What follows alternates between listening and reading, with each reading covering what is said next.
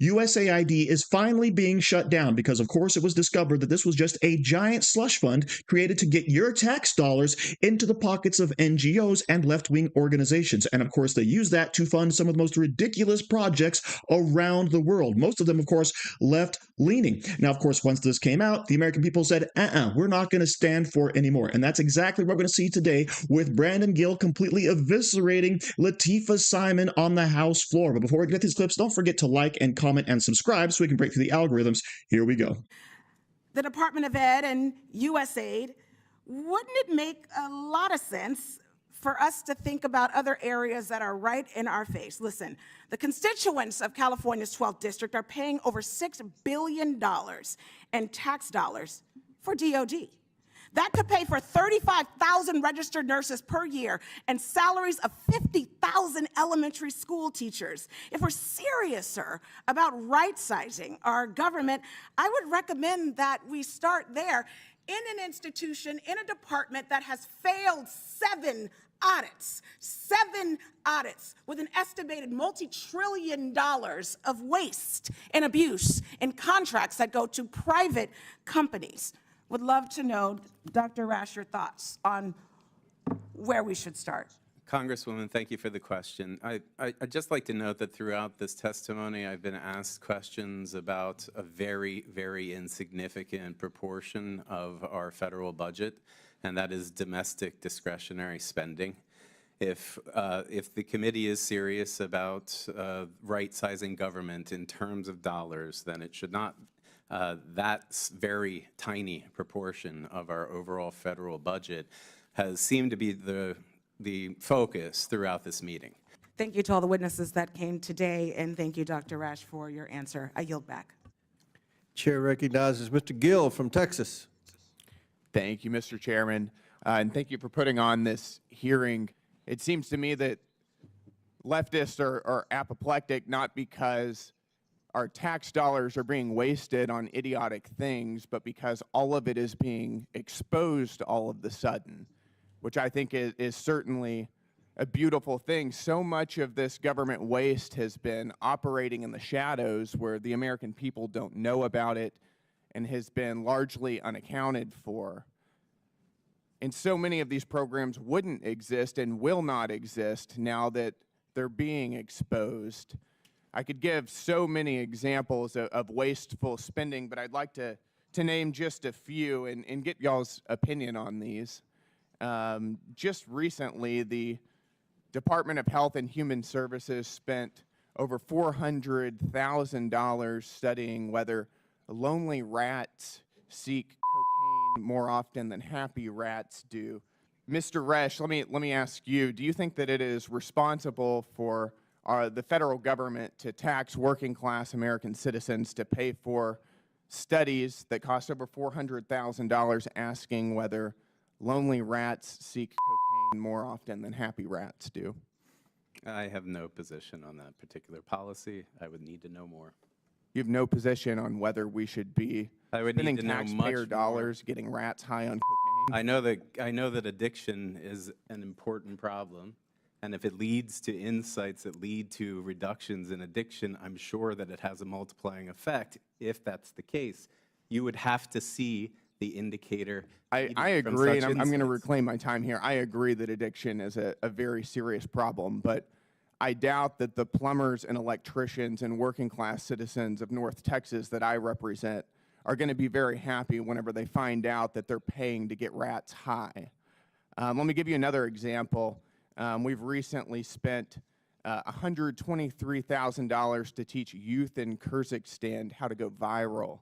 Mr. Schatz, do you think that that's a good use of taxpayer dollars? No, I don't. I don't either. What about you, Mr. Resch? No position. No position. Okay. Got it. Let's do another one then. We've recently spent over $3 million from the Department of State for girl-centered climate action. Mr. Schatz, is that an appropriate use of our tax dollars? I don't think so. Mr. Resch? No position. No position. Got it. What about, over the past 4 years, the United States has had a grotesque border crisis that was created by the federal government in the Biden administration. Nevertheless, we've spent over $2 million for border security in Paraguay. Mr. Schatz, let me ask you, do you think that that is an appropriate use given the context of American taxpayer dollars? Well, only if it impacted immigrants or whatever you want to call them, people coming to the United States illegally. That might have some merit, but depends on the purpose. I agree. What about you, Mr. Resch? Again, depends on the purpose and the outcome. Got it. I think that that's incredibly enlightening. So clearly we have a whole bunch of useless programs that are backed by the leftists that they refuse to disavow. But before we begin, I do want to point out something. Lateefah Simon actually makes a good point, right? Why not audit the Department of Defense? And I agree, we should. There's no reason why any of our departments shouldn't be able to say exactly where the money is going, what it's earmarked for, what it's being spent on, right? We should audit the IRS. We should audit the Pentagon. We should audit every single institution we have because our tax dollars deserve to be spent the correct way. But of course, when you have the left-wing witness there saying that, I do want to point out that we're just talking about a minuscule amount of the budget. And it's true that USAID is less than 1% of our overall budget. It's about $40 billion. But let's say we find 10 of those, right? Do we have 10 such organizations within the government that we could shut down or cut back on spending on, right? If we can, then all of a sudden, hey, that's $400 billion. That's a much bigger chunk of our budget. And what if there's 20 such agencies? 30, all right? There's a lot of money we could be clawing back because it's being wasted in these types of manners. But of course, when the specific studies are brought up, like, girl-focused climate change or border security for other countries or going viral in Kyrgyzstan or studying the addiction of rats, okay? When all of these things are brought up, funny how all of a sudden there's no opinion, right? I've got nothing to say about these subjects.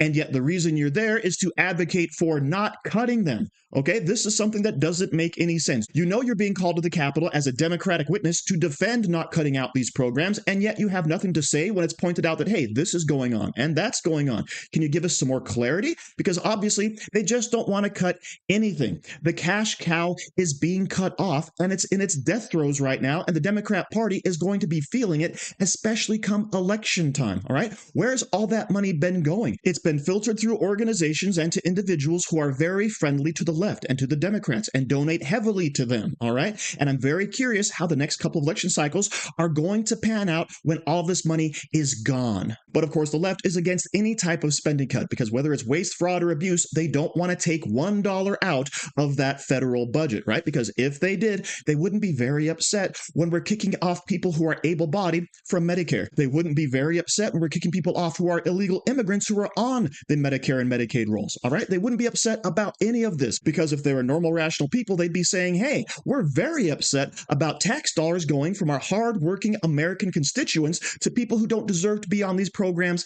in the first place. Because if you actually want to preserve these programs, if you want to keep them around for the American people, you want to make sure that they are run in a proper manner and going to the people they were intended for. But now, of course, the spigots have been shut off and USAID is being shut down. And I hope there's more to follow. So thank you very much for watching. Don't forget to like, share, comment, subscribe, and say hi to your mom for me. Really good news. There's a Labor Day sale going on at my online t-shirt store. So if you've been waiting to buy something, go ahead and check out these wonderful designs about patriotism and America. And you can also support the channel at the same time. So enjoy yourselves and find something you like today. And don't forget, all of these designs are 100% mother approved.